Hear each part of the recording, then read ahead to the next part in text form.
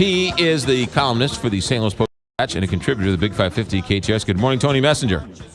Good morning, McGraw. Thanks for accommodating me yesterday. I appreciate it. We do what we can. All right, so let's talk a little mayor's race. There was a mayor's forum. Kelly Jackson's hosting a mayor's forum tomorrow night. Is it tomorrow night? It's tonight. It's tonight at Harris Stowe. The primary's coming up here shortly. What are your thoughts as you sit and watch the debate going on for the next mayor of St. Louis?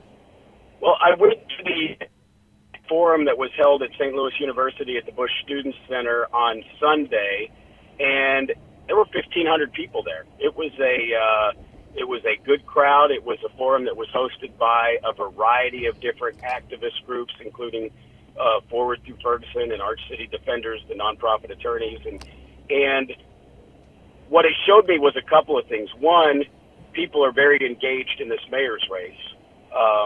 There were a lot of good, thoughtful questions from the crowd, and people really understand and care about the issues.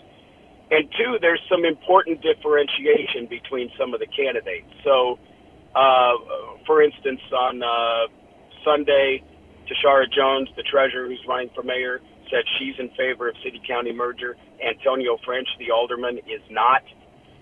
Another place that they differentiated, Tashara Jones wants to get rid of the city workhouse. Lewis Reed and Antonio French want to remodel it, rebuild it, put some more money into it, keep it going. There is some conflict over how to go about fixing some of our broken policing. LaToya Crusin wants to hire more police. Not all the other candidates do. They'd rather focus first on some community issues in terms of regaining trust between police and the community. And it was clear at this forum that, at least in this crowd, there is a tremendous amount of animosity for one of the people who was going to run for mayor and then decided not to, Police Chief Sam Dodson. So I know his name's not bandied about. You didn't mention it there.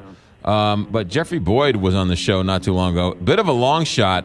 But I got to tell you, I was really impressed with his story and his platform and just his presence. He seems like somebody, maybe not this go-around, but in the future could do some damage. Well, but the thing about Jeffrey Boyd is that's what people have been saying for a while. I mean, he's got this great presence. He's a former master sergeant in the Army and a tremendous personal story. And yet, this is his third try, I believe, at running citywide, and he's never finished in the running. I mean, he's never won citywide, and he's never really come close. He does fine in his ward. At the forum I went to, other than the fact that he has this presence, he's got a booming voice, and he's got that military way about him, I didn't sense Jeffrey Boyd resonating with the crowd that much.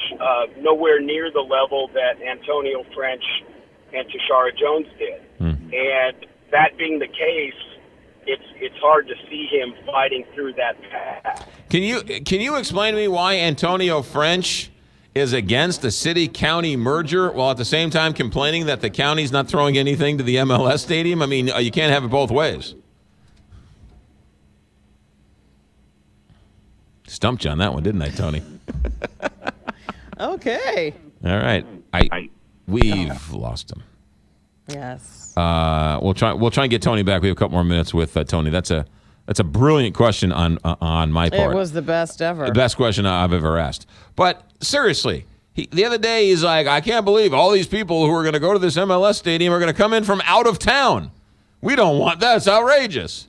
And then at the same time, Tony, we got you back. I don't know where I lost you, but my question was, Antonio French is against the city-county merger, but is upset that the MLS stadium is only going to be funded by the city. Seems like you can't have it both ways.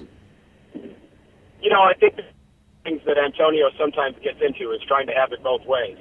He was upset at me the other day for my column on the soccer stadium because I focused on Scott Ogilvy. Well, Scott Ogilvy was the guy who changed his vote that allowed the move to go forward. That's why he was the key figure. Antonio French somehow wants credit for making the soccer stadium better while maintaining his opposition to the soccer stadium. It's a bit of a awkward position for him. In my way of thinking, and I'm not a city voter, but we talk about this issue all the time. If you're not in favor of some form of city-county merger and greater regionalism in St. Louis, then you're on the wrong side of history. Still the odds-on favorite. Let's talk racial makeup here. LaToya Crusin, you have to talk about it because it's the city. It's LaToya Crusin, the only white candidate. The others are African-American. A lot of people say the African-Americans will split the vote, and LaToya Crusin is the odds-on favorite just in terms of the color. I think based on historic voting totals and the history of mayor's races in St. Louis, that's where the conventional wisdom is. And I have to give credit to Alderman Crusin at the Sunday Forum. This was not a good crowd for her. They were vociferous in their opposition to her support from the St. Louis Police Officers Association because of its affiliation with Jeff Gorda, which this crowd finds offensive. They were vociferous in their support for Antonio French, saying that on day one he would fire Sam Dodson and LaToya Crusin wouldn't commit to such a move. But despite being in a hostile crowd, she showed poise, and she was able to reach out the olive branch in a couple of different places. She understood this crowd and made sure she said the words Black Lives Matter. She actually said Black Lives absolutely matter. She showed a spirit in a crowd that was predisposed to not liking her that I know just from talking to folks afterwards earned her some points from some people in that crowd. Yeah. She also has a story. Her husband was shot and killed. So when you talk about crime, she has dealt with that personally. So she can relate to a lot of people who are upset about the crime issue, whether they agree with how she wants to handle it or not. Right. And she has made her position on trying to pass stronger gun laws in St. Louis a major part of her campaign platform.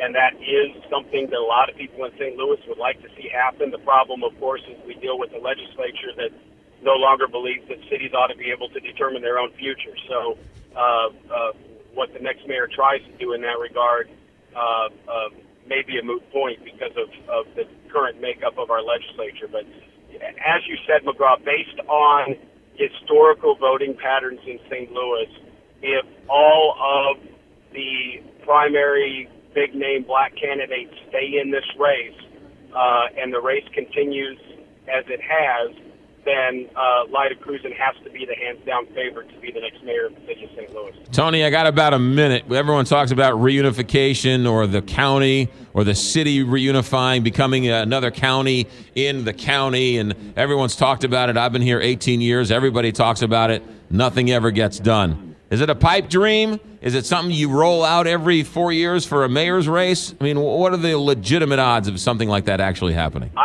I don't think it's a pipe dream. I think it's going to happen in my lifetime. I think there has been more movement on this issue in the past 3 or 4 years, and significant movement since Ferguson, that it's not just something that is being talked about because of the mayor's race. It's not even being talked about that much in the mayor's race. It's being talked about in business community. It's being talked about in the civic community. It's being talked about over the water cooler and over coffee from small business people who are tired of having to deal with 90 different municipalities.